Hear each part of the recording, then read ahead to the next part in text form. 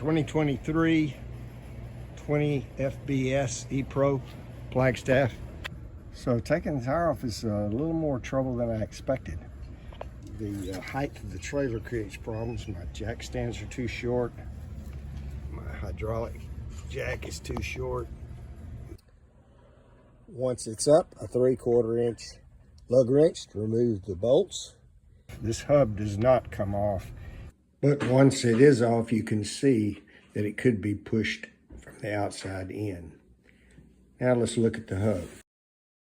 You can see the cap and the little rubber insert there that can pop out to check the bearing grease and bearing condition.